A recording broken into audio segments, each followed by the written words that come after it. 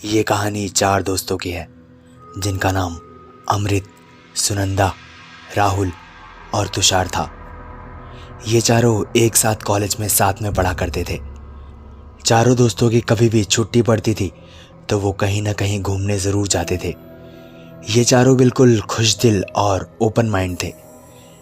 एक बार की बात है कि जब इनकी क्रिसमस की छुट्टी पड़ी थी तो चारों ने कहीं बाहर जाने का प्लान बनाया, मगर जाए कहाँ ये एक क्वेश्चन था, क्योंकि वो लोग सभी जगह पर पहले घूम कर आ चुके थे। मगर तुषार के दिमाग में एक आइडिया था। उसने कहा, अरे भाई लोग, हम सब ना मेरे गांव चलते हैं। मेरे गांव में एक खंडर पड़ा हुआ मकान है। वो एक हॉन्टेड जगह है जहां सब कहते हैं जो हमेशा भयानक कहानियों का केंद्र बना हुआ है। और नीचे के छोटे गांव में फुसफुसाहट की अफवाहें हैं और आसपास के लोगों ने भी इस जगह से हर कीमत पर परहेज करके रखा हुआ है। तो क्यों ना हम इसी जगह पर चले, अपना ट्रिप भी हो जाएगा और शायद हम सब मिलकर इस अफवाह को भी झुठला दें और सभी के मन का डर भी शायद निकल जाए। इस बात पर सभी दोस्त मान गए।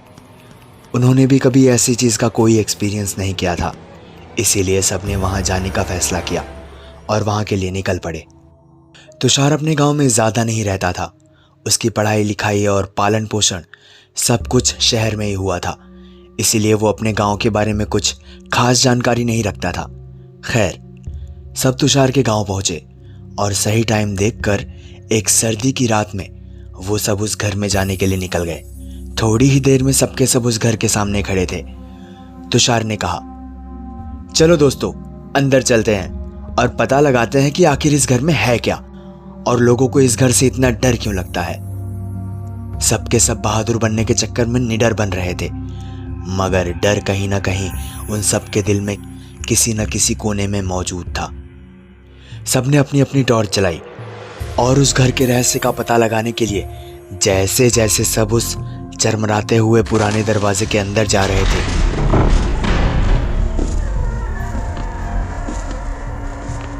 वैसे वैसे ही उस दरवाजे की डरावनी आवाज से सबके मन में डर का माहौल बने जा रहा था।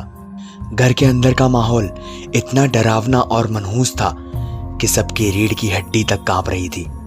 और ये घर जितना छोटा बाहर से दिखाई दे रहा था, अंदर से उतना छोटा था ही नहीं। ये घर अंदर से बिल्कुल किसी आलीशान महल की तरह था जो अब खंडर बना पड़ा था। सबने टॉर्च की रोशनी में देखा तो पाया कि चारों ओर दीवार पर अजीबोगरीब पेंटिंग्स लगी हुई थी। कुछ पेंटिंग्स किसी भेड़िए जैसी किसी जानवर की थी, तो कुछ पेंटिंग्स किसी आधे बकरे और आधे इंसान जैसी थी। सारी पेंटिंग्स में जाले लगे हुए थे, जिस कारण से कुछ साफ समझ नहीं आ रहा था, पर इतना तो पता चल ही रहा था उन सबको कि ये सारी पेंटिंग्स किसी इंसान की जाति की तो नहीं थी।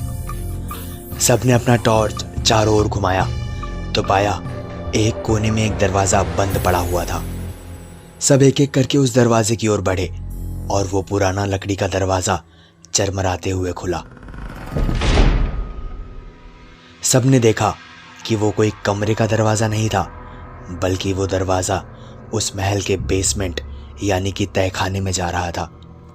सब डरे सहमे एक एक करके सीढ़ियों से नीचे उतरे और जैसे ही वो सब नीचे पहुंचे तो देखा चारों ओर एकदम काला अंधेरा था और बाहर के मुकाबले अंदर ठंड भी थोड़ी सी ज्यादा ही थी और यहाँ एक अजीब सी भीनी महक भी आ रही थी। सबने टॉर्च की रोशनी में देखा तो चारों ओर एक मोटी धूल की चादर थी जो वहां पड़े फर्नीचर और सभी सामान के ऊपर जमी हुई थी।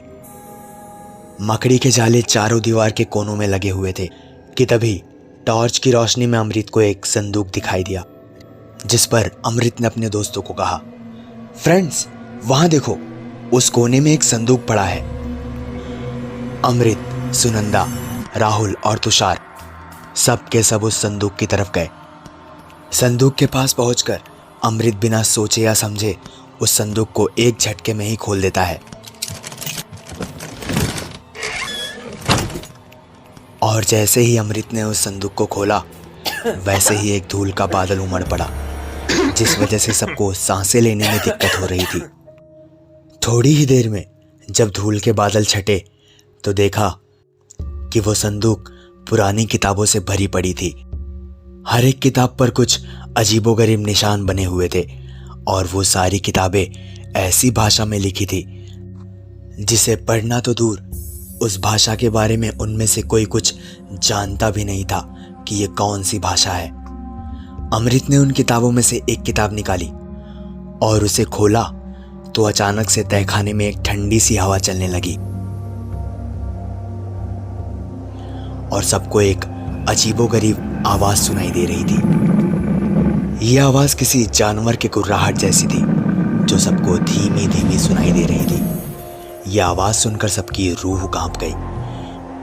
देखते ही देखते जिस दरवाजे से वो उस तहखाने के अंदर आए थे, वो दरवाजा एकदम अचानक से बंद हो गया। अब उन्हें वो सारी बातें याद आने लगी थी जो यहाँ के बारे में बोली जाती थी। उन सबको अब सचमुच डर लगने लगा था। वो सब अब समझ चुके थे कि अब वो फंस चुके हैं कि तभी उसी दरवाजे की सीढ़ी के पास से कुछ कदमों की आहट सुनाई दे रही थी जो धीरे धीरे उन सबके करीब आ रही थी। उन कदमों की आहट सुनकर उन सभी के मन में दहशत फैल गया था। सबने टॉर्च को उसी सीढ़ी की ओर मारा तो देखा कि वहां कोई भी मौजूद नहीं था कि अचानक चारों के चारों लोगों की टॉर्च लाइट देखते ही देखते अपने आप फ्यूज हो गई। सबने एक साथ अपना टॉर्च फेंका और अपना फोन निकाला। फोन निकाल कर देखा तो चारों के फोन की बैटरी एक साथ डेड थी। चारों बहुत ज्यादा डर चुके थे अब कि धीरे धीरे सबको ये एहसास होने लगा कि उनके पास कोई है जो उनके एकदम मुंह से थोड़ी ही दूर खड़े होकर लंबी लंबी सांसें ले रहा है।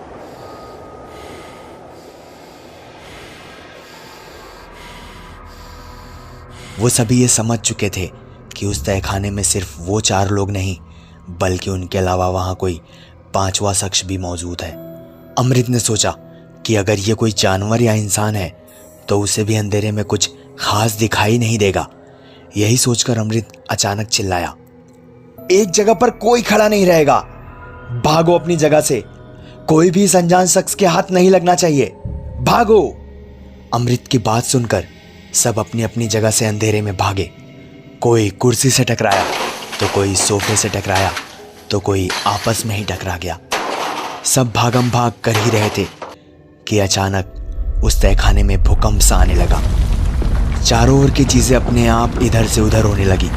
कोई समझ नहीं पा रहा था कि आखिरकार उस तहखाने में हो क्या रहा था। यही सब उधेड़-बुन में थे सब कि तभी सभी की सभी 6 दिशाओं की दीवारें अपने आप दाएं बाएं ऊपर नीचे की ओर घूमने लगी। मानो ऐसा लग रहा था कि जैसे तहखाने की दीवारों में जान आ गई हो। उस तहखाने में ऐसा लग रहा था कि जैसे उन सभी को कोई एक चौरस डिब्बे में बंद करके उस डिब्बे को घुमाए जा रहा हो। सब के सब उस तहखाने में बेसुध हो चुके थे, मगर फिर भी उस बेसुदगी की हालत में ही तुषार ने एक चीख जोर से मारी।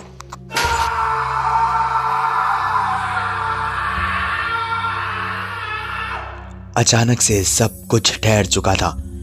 सब कुछ पहले जैसा रुका हुआ और ठहरा हुआ था, मगर ये सब खुशी उनके लिए मानो पल भर की ही थी। एक बहुत सड़ी हुई बदबू के साथ उस कमरे में हवा काफी तेजी से चल रही थी और साथ ही एक जोरदार गुर्राने की आवाज भी आ रही थी। चारों ने नजर घुमाई तो देखा कि अंधेरे को चीरता हुआ एक साया उनके पास आता हुआ दिखाई दे रहा था। जब वो साया थोड़ा करीब आया तो चारों ने देखा कि उस साये की नीली चमकती हुई आंखें और नुकीले दांत थे और वो बिल्कुल एबनॉर्मल हरकतें कर रहा था। डर के मारे चारों ने भागने की कोशिश की, मगर दरवाजा तो पहले से ही बंद पड़ा था और खिड़की इतनी ऊपर थी कि वहां पहुंचना मुमकिन ही नहीं नामुमकिन था। उनके पास बचने का कोई रास्ता नहीं था और न ही कोई उम्मीद की किरण नजर आ रही थी। वो साया उनके करीब आए जा रहा था।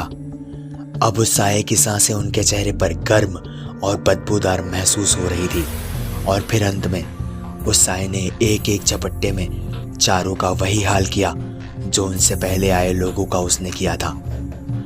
अगली सुबह पहाड़ी पर उस पुराने घर के नीचे जो छोटा सा शहर था, वो चारों दोस्तों के लापता होने की अफवाहों से भरा पड़ा था।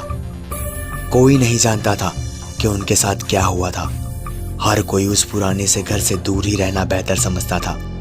कस्बे में आज भी फुसफुसाहट है कि पहाड़ी पर वो पुराना घर शापित है, और जो लोग उसके दरवाजे से एक बार घर के अंदर जाते हैं वो दोबारा कभी वापस लौट कर नहीं आते हैं। क्रिसमस की छुट्टी खत्म हुई। कॉलेज वालों को इन चारों दोस्तों के गायब होने की खबर मिली। सारे कॉलेज में ये बात आग की तरह फैल गई थी कि तुषार और उसके फ्रेंड तुषार के गांव गए थे, और वहां जाने के बाद सारे के सारे लापता हो गए हैं। कॉलेज की एक टीम को उन चारों के बारे में पता लगाने के लिए तुषार के एक गांव भेजा गया। गांव में पहुंचने के बाद गांव वालों से पूछने पर गांव वालों ने बताया कि वो सब किस तरह उस श्रापित घर में जाने के बाद से गायब हो गए हैं। कॉलेज वाली टीम ने कहा, हमें वहां का रास्ता बताइए, हम सबको ढूंढ कर आएंगे। जिस पर एक गांव वाले ने कहा, अरे साहब, आप लोग वहां ना जाइए, आप सब भी वापस कभी नहीं लौट पाएंगे। कॉलेज के टीम मेंबर्स को ये सारी बातें मनगढ़ंत और बेतुकी लगी। वो सब पूछते पाछते पहुंचे उस पुराने वीरान मकान पर, और बिना कुछ सोचे समझे या किसी भी चीज़ की परवाह किए वो सब उसी चरमराते हुए दरवाजे को खोलकर उस मकान के अंदर चले गए।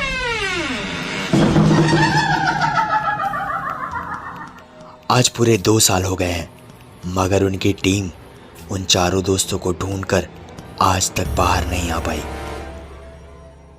और आप सुन रहे थे मौत के बाद।